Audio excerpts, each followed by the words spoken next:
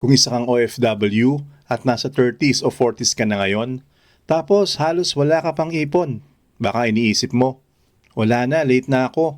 Sayang, dapat ng 20s pa ako nagsimula. Pero teka lang, hindi pa huli ang lahat. Kung 35 ka ngayon at mabubuhay ka maybe hanggang 70 or 80, may 35 to 45 years ka pang gastusin sa buhay. Ang tanong, gusto mo ba yung mga taon na yun aasa ka lang sa utang? Sa anak mo? O sa ibang tao? O gusto mong dumating ang point na meron kang sariling pondong hawak, kahit emergency man o retirement? Sa video na to, pag-uusapan natin ang step-by-step plan kung paano ka pwedeng magsimula from 0 hanggang 500,000 na ipon. Walang magic, walang hype, praktikal, realistic at bagay sa tipikal na Pinoy na empleyado o OFW. Unang hakbang, bago ka makaipon ng kahit magkano, baguhin ang mindset. Maraming OFW ang nagsisimula sa maling paniniwala. Ang lagi nilang sinasabi, late na ako, padala na lang muna sa pamilya. Pero isipin mo, kung 35 years old ka ngayon at makakahanap ka ng paraan para magtabi kahit 5,000 kada buwan, sa loob ng 5 taon, meron ka ng 300,000. Hindi pa kasama ang interest o investment returns. Kung mas consistent ka, mas malaki pa. Ang unang dapat baguhin, huwag mong isipin na late ka na. Ang dapat mong isipin, may oras pa. Pero kailangan ko nang magsimula ngayon. Maraming OFWs ang dala ang mindset na survival mode. Gastos agad, padala agad, minsan utang pa bago dumating ang sahod. Kung gusto mong makaipon, kailangan mong lumipat sa future mode. Hindi lang para sa sarili mo, kundi para rin sa pamilya mo na umaasa sa iyo. Isang malaking tulong dito ay ang clear financial goal. Hindi pwedeng mag-iipon ako kung kailan may sobra. Dapat malinaw. Target ko makaipon ng 500,000 in 5 years. Kapag malinaw ang numero at deadline, mas madaling makita kung paano ito maabot.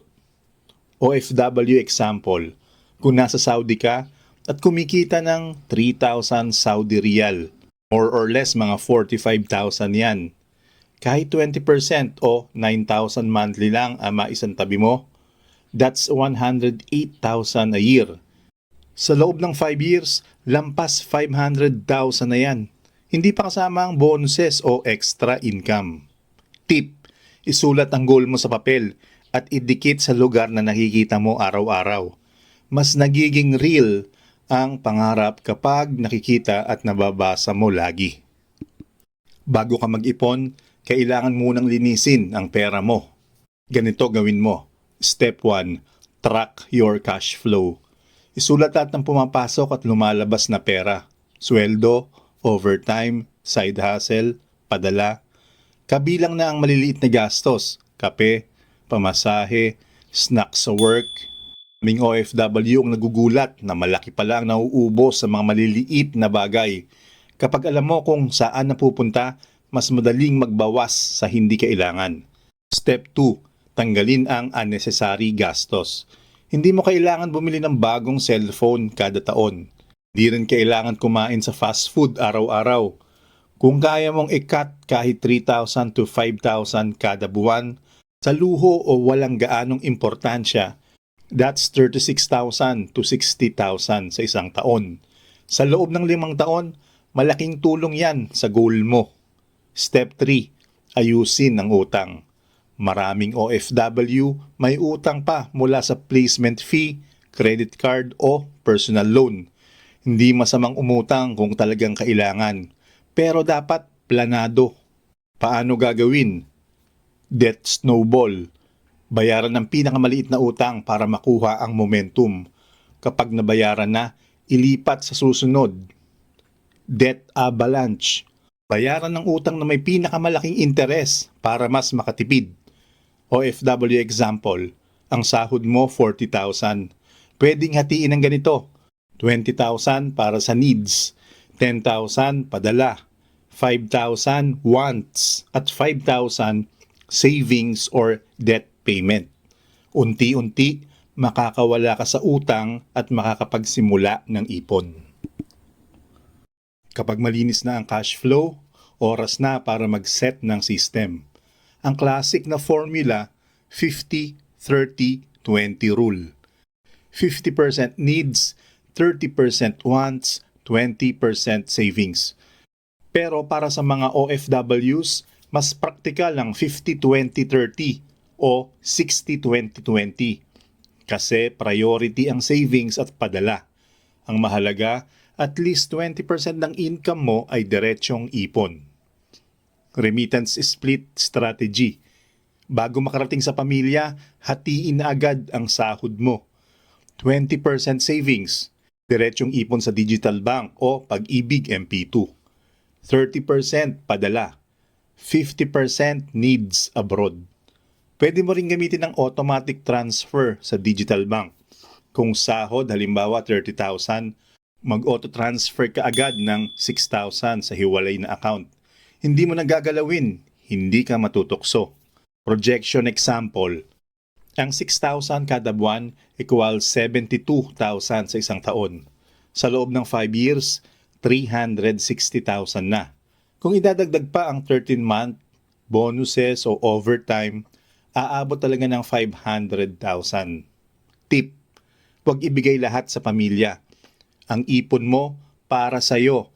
Kapag financially stable ka, mas matagal mo silang matutulungan. Kapag naayos mo na ang mindset at cash flow at may sistema ka na sa ipon, pwede mong pabilisin ang pag-abot sa goal na 500,000 sa pamamagitan ng dagdag na kita. Paano mo gagawin? Option 1, overtime at side jobs abroad. Maraming OFWs may pagkakataon sa overtime.